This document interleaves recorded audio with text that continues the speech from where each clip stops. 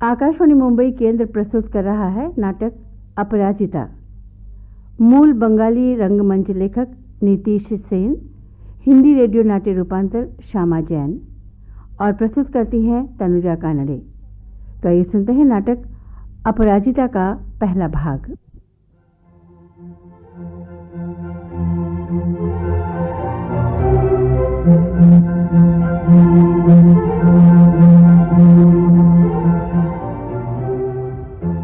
इस जगत के आंगन में उस कलाकार ने बनाया है एक खिलौना, प्रकाश और मिट्टी का, शुभ्र धवल क्या है ये, काले रंगों का।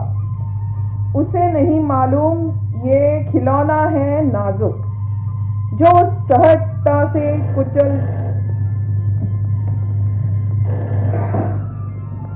हेलो हेलो,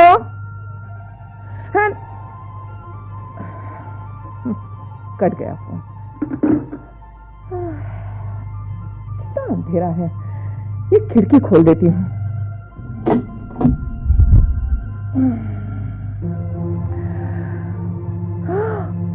मेरी चाय किचन में रह गई।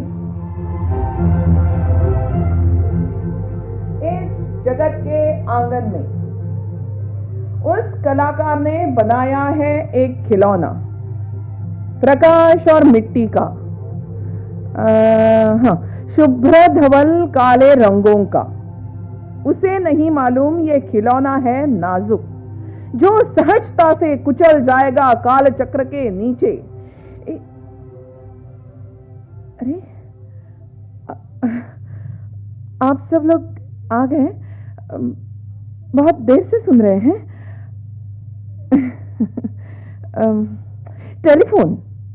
एक टेलीफोन आने वाला है, फिर मैं आप लोगों को एक जगह आने को कहूंगी। जगह का नाम अभी नहीं बता सकती, पहले फोन तो आ जाए। नहीं तो बता ही देती हूं। संजीव दा फोन करेंगे, एक अच्छी खबर देंगे। अब अच्छी खबर कौन नहीं चाहेगा भला? हम सभी एक दूसरे का भला चाहते हैं। मैं आपका भला चाहती हूं और आप मेरा। तो संजीव दा फोन करके एक अच्छी खबर देंगे। संजीव दा ना इतने अच्छे हैं, इतने महान हैं, इतने उदार हैं। लीजिए, उदार कहते ही एक बात याद आ गई। मैं जब छोटी थी ना तो खूब पटापट जवाब दिया करती थी। मुझे स्कूल में दाखिल किया ना, उसी दिन ऐसा मजा आया। हमारी क्लास टीचर ना एक बहन जी थी, ये तो ऐसा बदन और चेहरा यूं हांडी जैसा। उनको देखकर मुझे लगा, उस वक्त हमारे यहाँ ना एक बर्तन मांजने वाली आती थी। जब भी वो मुंह फुलाए आती थी या बर्तन पटकने लगती थी तो मेरी माँ कहती, घरवाली से लड़कर आई है क्या? उन बहन जी का चेहरा देखकर मुझे बिल्कुल वैसे ही लगा। मेरी ओर देखते हुए वो बोली, क्यों रे, नहीं आई हो? कहो तो, उदारता का मतलब क्या होता है? मैंने कहा कलसी। अब ये कलसी कहां से दिमाग में आई पता नहीं, शायद उनका हांडी जैसा चेहरा देखकर आई हो। मेरी बचपन की ये आदत ना अभी तक नहीं गई। मैं बचपन में खूब बातें करती थी अपने से ही।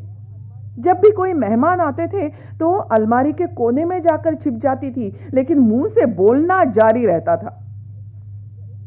मैंने ना झंटू को कैरियां ला कर दी थी। झंटू यानी मेरा बचपन का दोस्त, बूजम फ्रेंड, या तो आप उसे मेरा पहला बॉयफ्रेंड भी कह सकते हैं। उसी ने तो कहा था, तू मुझे कैरिया लाकर देगी ना तो मैं तुझे पूरी से लाई हुई सीपियां दूंगा। मैंने उसे 2 कैरियां चुरा कर लाकर दी थी, पर उसने मुझे सीपियां नहीं दी। अब के दिखाना, ऐसी जीभ चिढ़ाऊंगी ना। तभी मुझे याद आया, कल रात माँ और बाबा का बहुत बड़ा झगड़ा हुआ। बाबा रे बाबा, इन बड़े लोगों को खूब झगड़ना आता है। हाँ, पता नहीं मेरी माँ कहां से निकल आई, मेरा कान पकड़कर बोली, कुलच्छनी, माँ बाबा सिर्फ झगड़ते रहते हैं नहीं। मैं किसी तरह कान छुड़ाकर भागी और भागते भागते सीधी झंटू के घर। उसे ना जीप चढ़ाना ही भूल गई। फिर हम दोनों कंचे खेलने लगे। उस वक्त क्या पता था, ये बोलना ही मुझे एक दिन ले डुबाएगा। इसी बात की वजह से भैया और भाभी के घर में मैं ज्यादा दिन, अरे मैंने आपको बताया ही नहीं ना। ये है ना, ये मेरे भैया का घर है। मैं भैया और भाभी के साथ रहती हूं, यानी अभी रह रही हूं। भैया के एक बेटा भी है, बाबुल नाम है उसका। इतना प्यारा बच्चा है ना, इतना इंटेलिजेंट है, इतनी प्यारी बातें करता है कि क्या बताऊं। हमारी भाभी जो है ना, वो ढंग से बात करने पे जरा ज्यादा ही ध्यान देती है। उस दिन ऐसे ही हुआ, लक्की की मां के साथ ऐसा हंगामा हुआ। लक्की की मां यानी हमारी पीर बावर्ची भिश्ती खर नौकरानी।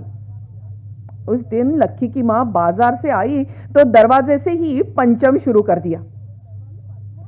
जानोई बौदी, ई मर्दुआ दुकानदार ऐसन दाम बढ़ाई है कि हम सहज सहज पूछित रही, नीमक के दाम और बढ़िवे का, इतना तो बढ़ाई दियो, अब कही रहे हो और बढ़िवे। धीरे धीरे लक्की की मां, धीरे बात करनी चाहिए। धीमे बोलो तो मुंह छोसा दुकानदार सुनता ही नहीं। लक्की की मां, बाहर के कमरे में दो भले आदमी बैठे हैं, उनके सामने जरा धीरे बात करनी चाहिए। ओ हम ना ही जानती है इतनी उम्र भाई, पर वो मर्दुआ दुकानदार। अब गांधी जी कहित रहे, हमार देश गरीब है, ई गरीब देश में सब चीजों के दाम बढ़ाइयो, मुदा नीमक के दाम ना बढ़ाइयो। पर वो मर्दुआ दुकानदार। लक्की की मां, तूने समझ क्या रखा है बस्ती, जरा ढंग से बात करना सीख। ऐसी हमारी लक्की की मां और ऐसी हमारी भाभी। इस लक्की की मां को ढंग से बात करना सिखाने वाली भाभी जूते ढंग से रखना नहीं सिखा पाई, यह तय है। लक्की की मां ने जूते कभी ढंग से नहीं रखे। काले के साथ पीला जूता रख देती थी, बूट के साथ चप्पल रख देती थी, और वो भी ठीक करीने से नहीं, उल्टे सीधे रख देती थी। फिर क्या, बहुत ही जल्लाती। एक दिन मोहल्ले भर को सुनाती हुई लक्की की मां चली गई। धीमे बोले के कहत हो तो हम धीमे बोली, मुदा मगज खपाए के काम हमसे ना होई। ढेर सारा घर काम की है, मुदा ऐसा कुलखना घर ना ही देखिन। अरे मगज खपाए के काम करो तो मगज ठिकाने रहे बे। लक्की की मां तो चली गई। उसके जाने के बाद भाभी ने कभी भी किसी को भी ढंग से बात करने के लिए नहीं कहा। फिर बाहर के कमरे में कितने भी आदमी क्यों न बैठे हो। इसीलिए संजीदा कहते हैं, तुम्हारा ये कैबिनेट क्राइसिस कभी सॉल्व होगा भी, यही तो मुश्किल है। अरे बातों से कभी कुछ सॉल्व हुआ है? कभी कभी ना बाबा की बातें याद आती है। मेरे बाबा कहते थे, अप्पू माँ, मुझे ना घर में अप्पू कहकर पुकारते हैं। मेरा असली नाम है अपराजिता, अपराजिता का अप्पू। तो कहते थे, अप्पू माँ, जिस बात का पता न हो उसके बारे में कभी न बोलना। जो बड़े हैं, जिनकी इज्जत करती हो, उनके सामने हमेशा झुककर ही रहना। ऐसा ही तो होना था मैंने भी। अच्छा आप लोग बताइए, कभी दूसरे की बात मेरी बात हो सकती है? मेरी बात तो मैं अपनी ही तरह कहूंगी ना, पर अपनी बात कहने के लिए एक जगह चाहिए, एक ठिकाना चाहिए जहां पे अपनी बात कही जा सके। एक जगह, एक सहारा जो टिकाऊ हो जिंदगी भर के लिए। हाँ, नौकरी एक सहारा है, फिर वो अच्छी हो, बुरी हो, छोटी हो, बड़ी हो, नौकरी एक टिकाऊ सहारा है, ये तय है। पर वहां से भी छटाई हो गई या पूरी कंपनी ही उठ गई तो तो फिर वहीं के वहीं। हाँ और एक नौकरी है, पक्की नौकरी, लाइफ टाइम नौकरी, शादी। ऐसी नौकरी पर मेरी भी अपॉइंटमेंट हुई थी, पर हाय रे किस्मत, वो भी न टिका पाई मैं। असल में क्या हुआ जानते हैं आप? जिस जगह का भरोसा करके मैंने सारी जिंदगी काट देने का इरादा किया था, वो जगह मैंने खुद नहीं बनाई थी। उसमें मेरा कोई भी हाथ नहीं था। इस तरह बनाई गई जगह की नींव कच्ची ही होगी, ऐसे संजीवदा कहते हैं। देखिए, मैंने आपको क्लाइमैक्स पहले ही बता दिया। अब आप नाराज हो गए ना? क्यों ना हो, हम साधु सन्यासी थोड़े ही हैं जो नाराज होने का राइट ना हो। नाराजगी, गुस्सा सभी को होता है। मुझे भी एक दिन ऐसा गुस्सा आया था। क्या हुआ, हम नैहाटी से वापस आ रहे थे। मेरी मौसी सास के घर बुलाया था। शादी के बाद सिर्फ दोनों को ही खाना खाने के लिए बुलाते हैं ना, वैसे। लेकिन मेरे पतिदेव को अचानक आसनसोल जाना पड़ा। फिर मौसी सास का लड़का अमल मुझे लेने आया था। बहुत अच्छा लड़का था। उसके चेहरे पर शोखी थी और कुछ पिंपल्स भी। मेरी सास जी ने कहा था, जरा बच के हैं बहू मां, रुपये पैसे के मामले में उसका हाथ जरा तंग है। सच या झूठ मुझे नहीं मालूम, लेकिन मुझे तो बहुत अच्छा लगता था। नैहाटी में ना उनके घर में ढेरों फूल आते थे। मुझे फूल अच्छे लगते हैं पता चलने के बाद वो हमेशा फूल लेकर आता था। पहली बार आया तो कहता है, भाभी भाभी क्या लाया हूं, पूछो तो सही। ऐसे कह के उसने हाथ ऐसे ऊंचा कर लिया। मैंने कहा, ए अमल बताओ ना, अमल क्या लाए हो, बताओ ना, अमल क्या लाए हो, बताओ ना। पहले एक गिलास पानी ला, और सुन सुन सुन सुन सुन, तेरी उस मोटी सासू से 2 पीसेस मिठाई मैनेज करके ला। मैं मिठाई और पानी लेकर आई और देखती क्या हूं, फूल, गंधराज के फूल एक केले के पत्ते में रखकर रुमाल में बांधकर लाया था। इतना अच्छा लगा मुझे। उस घर के सारे काम ना अमल ही करता था। कहीं कोई चीज पहुंचानी हो, अमल जाएगा। सिनेमा की टिकट लानी हो, अमल लाएगा। जो भी ऐसे काम होते थे वो कौन करेगा? अमल करेगा। एक हाथ बेकार लड़का आसपास बना रहे तो अच्छा रहता है, नहीं? उसके ऊपर उसे नौकरी का लालच देकर लटकाए रखा जाए तो मैं क्या कह रही थी? हाँ, नैहाटी स्टेशन में गाड़ी आकर रुक गई। गाड़ी में ये भीड़। मैं फर्स्ट क्लास की तरफ मुड़ी तो ये कहता है, भाभी भाभी भाभी, फर्स्ट क्लास का टिकट नहीं है भाभी। माँ ने कहा, नजदीक तो जाना है फर्स्ट क्लास गाय के लिए, लेकिन कैसी भीड़ है ना भाभी। फिर भी मैं माँ से कह रहा था फर्स्ट क्लास के पैसे दे दो, विशुदा गुस्सा होंगे, पर माँ माने तब ना। विशुदा यानी मेरे पति विश्वजीत। अब विश्वजीत, विश्वनाथ, विश्वंभर, विश्वेश्वर सभी विशु। तो मैं क्या कह रही थी? हाँ, नैहाटी स्टेशन। मैं ऑर्डिनरी क्लास में चढ़ी। अब शादी से पहले मैं ऑर्डिनरी क्लास से ही जाती थी। फर्स्ट क्लास शादी के बाद पहली दफा देखा। वो भी एक कहानी है।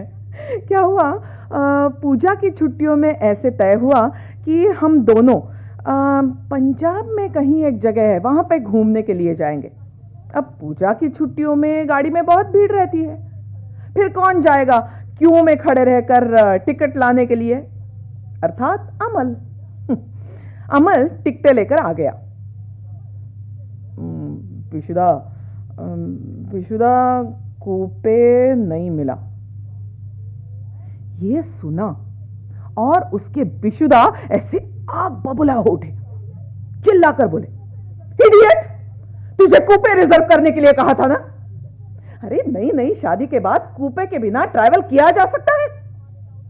अरे 10 रुपया थमा देता उसे, 50 रुपया देता तो भी कोई बात नहीं थी, उससे रिश्वत चाहिए थी, रिश्वत। रिश्वत के बिना इस देश में कुछ हुआ है आज तक? बड़ा आया है नौकरी मांगने, दिलवाऊंगा तुझे। रिश्वत देने की अक्ल नहीं है और निकला है नौकरी करने, इडियट। क्या बताऊं, अपने बिशुदा का गुस्सा देखकर धीमे धीमे मुस्कुराने वाला ये लड़का नौकरी ना दिलाने की बात कही तो उसका चेहरा ऐसे उतर गया जैसे हवा निकल जाने पर गुब्बारा। लगा इन्होंने ऐसे नहीं बोलना चाहिए था। टेंशन तो घर से ही शुरू हो गई थी। क्या हुआ, मैं सफर के लिए वॉयल की प्रिंटेड साड़ी पहनकर आई और देखती क्या हूं, आईने में देखकर विश्वजीत टाई बांध रहे हैं। मैं वहां जाकर पहुंची तो आईने में ही मेरी ओर देखते हुए वो बोले, ये क्या पहन कर आई हो? मैंने कहा, क्यों, सफर में कपड़े कितने गंदे हो जाते हैं। नहीं, तुम क्या थर्ड क्लास से जाने वाली हो इसलिए ये साड़ी पहनकर आई हो? सिल्क पहनो, सिल्क। पर जाते ही धोबी को देनी पड़ेगी ना साड़ी। इडियट। ऐसे कहकर गुस्से से उन्होंने अलमारी खोली, एक एक एक एक एक एक करके सारी साड़ियां नीचे पटक दी।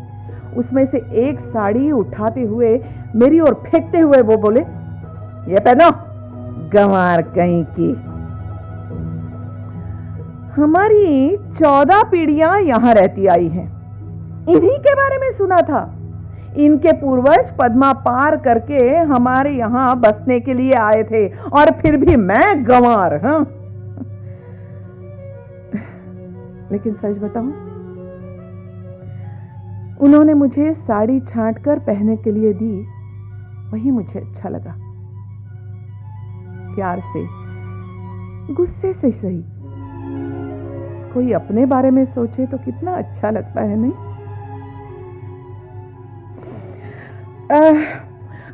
उसके बाद भानुमति, यानी हमारी उस घर की नौकरानी, उसने तो आकर मुझे डरा ही दिया। बहू जी, ये बक्सा इमा मुंह पे लगावे खातिर लाल पीला रंग है, लेके जाओ। लेकिन भानुमति, मैंने वो सब कुछ सूटकेस में ले लिया है। तोहार महतारी कछु नहीं सिखाइन है का? रेल का कमरा में कपड़ा बदले खातिर, मुंह पे रंग लगावे खातिर। हाँ, इतने सब लोगों के सामने सजूंगी मैं? हमें कूपे नहीं मिला, भीड़ में ठूस ठूसा कर जाना पड़ेगा।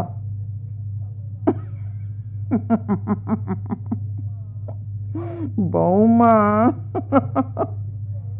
लोग बढ़ी बे तो श्रृंगार पिटार भी बढ़ी बे। फिर क्या, ले जाना पड़ा हार कर। उसके ऊपर वो बक्सा देखकर विश्वजीत कुछ न बोले। बहुत आराम रहा सफर में।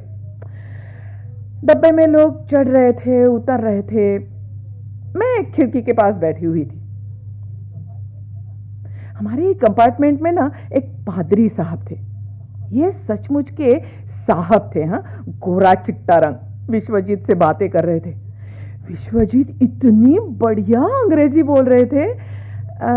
उस वक्त मैं अंग्रेजी ज्यादा जानती नहीं थी, बाद में मेहनत करके सीख ली, लेकिन उस वक्त लगा ये साहब अटैक पर अटैक किए जा रहे हैं और विश्वजीत उन्हें टैक्टफुली डिफेंड कर रहे हैं। Creative arts, caste system, poor people, population, religion, rights, कुछ भी ना छोड़ा। इतने में एक बात हो गई। क्या हुआ, बहुत देर से हमारे कंपार्टमेंट में दो बैरा एक थाली है, एक थाली है, थाली है करके घूम रहे थे। इनकी सीरियस डिस्कशन में बाधा पड़ रही थी। जब तीसरी दफा वो बैरा एक थाले है, ऐसे कह के आया तो पादरी साहब ओ क्राइस्ट करके उठे, उस बेरा की गर्दन पकड़ी और उसकी नाक जमीन पर रगड़ते हुए बोले, देखो देखो कि ढार हाय ठाली, देखो। मुझे बहुत अजीब लगा। किसी ने ना चूं तक नहीं की। विश्वजीत तो अपनी अंग्रेजी किताब में नाक गाड़ कर बड़े ध्यान से पढ़ने लगे। अब लगता है उस वक्त वहां संजीव दा होते ना तो बहुत कुछ होता। संजीव दा ना एकदम प्रिंसिपल वाले आदमी हैं। उसके बाद और एक मजा हुआ। क्या हुआ, मैं जहां बैठी थी ना, मेरी बगल वाली सीट पे एक पंजाबी लड़की बैठी। नहीं, वो पंजाबी नहीं थी, वो थी बंगाली, लेकिन उसके पहरावे से ऐसे मुझे लगा कि वो पंजाबी है, लेकिन बाद में बात करने के बाद पता चला कि वो बंगाली है। अपना स्टेशन नजदीक आया तो अचानक वो उठी, बाथरूम में गई, कपड़े वगैरह बदले, लिपस्टिक वगैरह लगाई और वापस आकर बैठ गई। मैं दंग रह गई।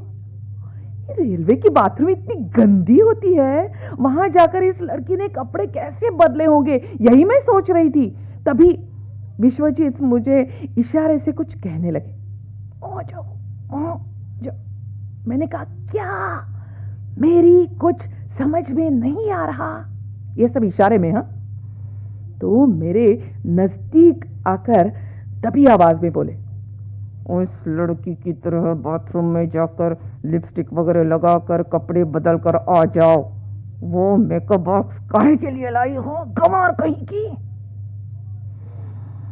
मुझे ना इतनी शर्म आई। अब सोचती हूँ ना तो हंसी आती है, जैसे गंवार औरतों को लिपस्टिक वगैरह लगाना मालूम ही नहीं है। ये गंवार शब्द ही ना,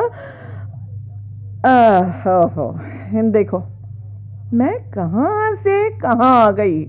मैं क्या कह रही थी आपको? हाँ, नईहाटी स्टेशन। तो मैं ऑर्डिनरी कंपार्टमेंट में चढ़ी, लेडीज कंपार्टमेंट में बहुत भीड़ थी। वहीं मुझे इतना गुस्सा आया था। क्या हुआ, हमारी कंपार्टमेंट में कुछ गंवार लड़कियां बैठी थी। ये तो सचमुच की गांव वाली थी। हाँ, उसमें से एक कुछ कह रही थी और बाकी बड़े ध्यान से सुन रही थी। करेजा पत्थल कह के ना ही न रखा जाए सकता है बहनी, तो पे लुगाई करेजा पत्थल कह के सब सहित रहे। तू ही कहो, गुस्सा ना आई? अरे महीना के पहला तारीख मुंह झोसा भतार पगार पावे और आग लगी चढ़ाए के घर लौटे। गांव में रहा तो मेला त्योहार शराब पियत रहा, सो कौन मर्द नाई पियत है? तो का कलकत्ता में आए के बिल्कुल बेहाथ हो जाए बे, लुगाई के मारी बे। गांव में रहा तो मारपीट कही रहा कभी कभार, सो कौन मर्द नाई कहते? तो का कलकत्ता में आए के बिल्कुल बेहाथ हुई जाए के लुगाई के ऐसन मारी बे। हमारे बगल में रहत रही बहनी, मुला मार खाई के एक को दिन ऊ का आवाज हम ना ही सुनी, पर ऊ दिन जौन मार मारन है कि का कहिन। मारत आंगना में पटक दी दिन लुगाई, कपड़ा छीर तार कई दिन। अरे लुगाई के कुछ लाज शर्म ना ही रहे का? ऊ दिन ऊ चिल्लाई, बाकी रहा 10 बरस का जुल्म सहित है अपना सहित। आज हमार लाज शर्म काढ़ी लेन, अब और का बाकी रहा। मुझे ना बहुत गुस्सा आया। मैंने कहा 10 बरस तक मार खाती रही और चूं तक नहीं की, और एक दिन इसके कपड़े फट गए तो ये गांव वाले लोग जरा बढ़ा चढ़ा के ही कहते हैं नहीं, इसीलिए संजीदा कहते हैं। बरसों बीत गए विद्यासागर ने अपना काम शुरू किए हुए। अब इस काम को औरतों को ही पूरा करना है। ऐसे रोने धोने से काम नहीं चलेगा। पहले ही पुराणों ने और ऋषि मुनियों ने हमारी स्त्रियों के 12 बजा रखे हैं।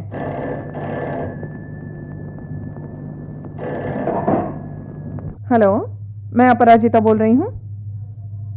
नहीं, प्रतिभा राय नहीं है, बाहर गई हैं। छी, कैसे बातें कर रहे हो, बदमाश कहीं का। तुझे लाज शर्म है कि नहीं? कैसा बदमाश था ये आदमी। भाभी ही जिम्मेदार है इसे। दादा के नाम पे फोन होता तो कोई हर्ष था? दादा के एक दोस्त हरिभाऊ ने सोर्स लगाकर फोन दिलवा दिया था। उस दिन दादा ऑफिस से ही आते कहने लगे, प्रतिभा, अब हमारे घर में फोन आया ही समझो। भाभी एकदम से बोली, अब सबसे जाकर मत कहना, हमारे घर में फोन आया है, हमारा टेलीफोन यूज करो। अरे, अभी तो फॉर्म ही तो मिला है, फोन आना अभी बाकी है। सुनिए, मेरे नाम पे अप्लाई करेंगे ना? हरिभाऊ ने कहा है मेरे नाम पर अप्लाई करने के लिए। मैं गवर्नमेंट सर्वेंट हूं ना, इसलिए। करेंगे ना मेरे नाम पे अप्लाई? करेंगे ना, बताइए ना, करेंगे ना मेरे नाम पे अप्लाई? देखूंगा, सोचूंगा। और वो सोचने का फल आपने देख ही लिया। कुछ कहने जाओ तो कहती है, क्या मेरे सामने किसी की बोलने की हिम्मत भी है? अरे, तेरे सामने बोलने के लिए तो होती कहां है घर पे। पर सच, गुस्सा किस बात का आता है मुझे मालूम है। ये सब मुझे सहना पड़ता है, मुझे। हेलो, घूमने चलेंगे? चलिए ना घूमने, बड़ा मजा आएगा। या तो कहते हैं, हेलो, आपकी आंख सुंदर है या नाक सुंदर है या होठ सुंदर है, बताइए तो सही। इससे गुस्सा आता है ना ये सब सुनकर। या आपको कभी ऐसे सुनाई दिया कि आमी तुम्हाके भालोबाशी, तो समझ लीजिए ये बिल्कुल नॉन बंगाली। बंगाली लोग ऐसे आमी तुम्हाके भालोबाशी ऐसे कहेंगे ही नहीं। वो कहेंगे आई लव यू। ट्रैम में, बस में, सब जगह एक जैसे लोग। यही हमारी राष्ट्रीय एकात्मता दिखाई देती है यहां। ऐसे संजीवदा कहते हैं।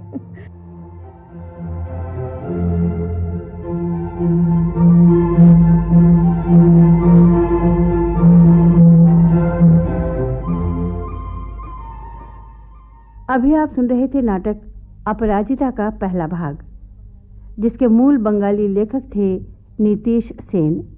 हिंदी रेडियो नाट्य रूपांतर किया था श्यामा जैन ने। इस नाटक में भाग ले रही थीं रोहिणी हटंगड़ी। निर्देशन एवं संगीत संयोजन जयदेव हटंगड़ी का था। इस नाटक को प्रस्तुत कर रही थीं तनुजा कानड़े। ये नाटक आकाशवाणी मुंबई केंद्र की भेंट थे।